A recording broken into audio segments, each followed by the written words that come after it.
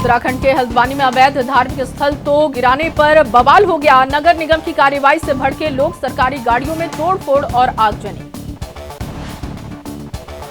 हल्द्वानी में लगाया गया कर्फ्यू, इलाके में तनाव बढ़ता देख पुलिस बल तैनात। बवाल में अब तक 3 उपद्रवियों की मौत और इंटरनेट सेवा भी बंद। नैनीताल जिले की डीएम वंदना सिंह के निर्देश, हल्द्वानी में मेडिकल इमरजेंसी को छोड़कर बाकी किसी और वजह से घर से बाहर नहीं निकलेंगे लोग।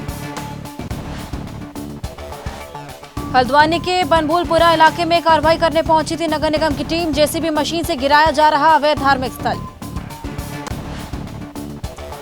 हल्द्वानी के हालात को लेकर मुख्यमंत्री पुष्कर सिंह धामी ने बुलाई बैठक, अराजक तत्वों से सख्ती से निपटने के निर्देश। सीएम धामी के साफ निर्देश, किसी को भी कानून हाथ में लेने का अधिकार नहीं। मुख्यमंत्री पुष्कर सिंह धामी की लोगों से अपील, अफवाह में ना आए लोग, बेवजह माहौल बिगाड़ने की ना करे कोशिश। हल्द्वानी की हिंसा पर पूर्व सीएम हरीश रावत बोले, सभी पक्षों को बनाई रखनी चाहिए शांति, आपसी भाईचारे के लिए जाना जाता है हल्द्वानी शहर। हल्द्वानी में हालात आज भी तनावपूर्ण, पहली क्लास से 12वीं तक के स्कूलों की छुट्टी, आंगनबाड़ी केंद्र और शैक्षणिक संस्थान एक दिन के लिए बंद। केंद्र सरकार के लाए श्वेत पत्र पर आज लोकसभा में होगी चर्चा। वित्त मंत्री सीतारमण ने कल पेश किया था भारतीय अर्थव्यवस्था पर श्वेत पत्र।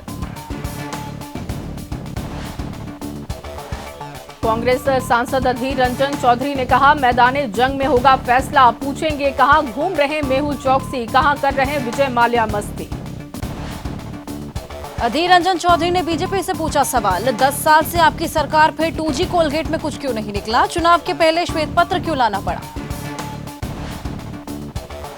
लोकसभा सांसद दानिश अली ने सरकार से पूछा, अगर कोई स्कैम था तो आपने क्या किया, कोई गिरफ्तारी क्यों नहीं हुई।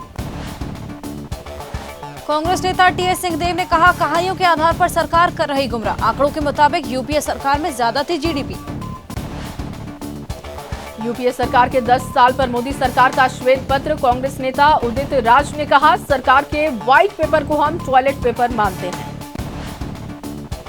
बीजेपी सांसद नरहरी अमीन का बयान, 10 साल में मनमोहन और मोदी सरकार में आर्थिक स्थिति और देश के विकास पर होगी चर्चा। कांग्रेस सांसदों ने भाषण में इमरान प्रतापगढ़ी के पढ़े शेर, मजाकिया अंदाज में बोले जगदीप धनखड़, मुफ्त में इमरान दे रहे हैं शेरो शायरी। आरएलडी और बीजेपी की डील हुई पक्की, सूत्रों के हवाले से खबर, आरएलडी को मिलेगी 2 लोकसभा और 1 राज्यसभा सीट। एसपी नेता रामगोपाल यादव ने नीतीश कुमार और जयंत चौधरी पर कहा, किसी के आने जाने से कोई फर्क नहीं पड़ता, जो गया है हो सकता है कल को वापस आए। जयंत चौधरी के एनडीए में शामिल होने की चर्चा पर बोले एसबीएसपी नेता ओपी राजभर, कहा सत्ता के साथ रहना चाहता है हर दल। गठबंधन को लेकर अकाली दल से बीजेपी की बातचीत जारी है, सूत्रों के हवाले से खबर, जल्द गठबंधन पर होगा फैसला, बीजेपी ज्यादा सीटों पर लड़ सकती है चुनाव। आज पीएम मोदी से मिल सकते हैं आंध्र प्रदेश के सीएम वाईएस जगन मोहन रेड्डी। बुधवार को राज्य के विपक्षी नेता नायडू ने की थी शाह नड्डा से मुलाकात। एसआर रेड्डी का चंद्रबाबू नायडू पर निशाना, कहा टीडीपी है कमजोर, इसीलिए उसी बीजेपी के साथ जाने के लिए तैयार, जिसे बार बार कोसते थे। कांग्रेस प्रवक्ता सुप्रिया श्रीनीत का बीजेपी पर निशाना, कहा जब कहते हैं एक अकेला सब पर भारी, तो 38 लोगों के कुनबे की जरूरत क्यों पड़ी। कार्यकारिणी की बैठक के बाद बीजेपी जारी करेगी लोकसभा उम्मीदवारों की पहली सूची, 50 से ज्यादा उम्मीदवारों का हो सकता है ऐलान।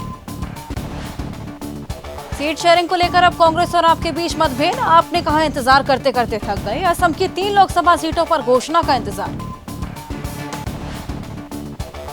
महाराष्ट्र में कांग्रेस नेता बाबा सिद्दीकी ने छोड़ी कांग्रेस, कहा मेरा सफर इंदिरा गांधी जी से लेकर राहुल गांधी जी तक रहा, खरगे जी मेरे पिता समान। केंद्रीय मंत्रियों से बातचीत के बाद भी नहीं माने किसान, 13 फरवरी को पंजाब हरियाणा के किसान करेंगे दिल्ली के लिए कूच। अरविंद केजरीवाल ने कहा, केंद्र ने सभी एजेंसियों को मेरे खिलाफ उतार दिया, जैसे कि मैं सबसे बड़ा आतंकवादी। संसद भवन आतंकी हमले के दोषी अफजल गुरु की फांसी की आज 10वीं वर्षगांठ, कश्मीर घाटी में 1 हफ्ते का अलर्ट। जैसे ही घड़ी का काटा दोपहर 2:30 पे आए, बबीता जी का दिल सास बहू साजिश के लिए मचल जाए। और ये है इनकी बहू।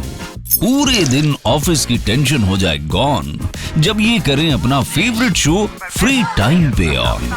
इनकी तरह आप भी देखें अपना फेवरेट शो अपने टाइम पर और डाउनलोड कीजिए एबीपी लाइव ऐप अपने स्मार्ट टीवी पर।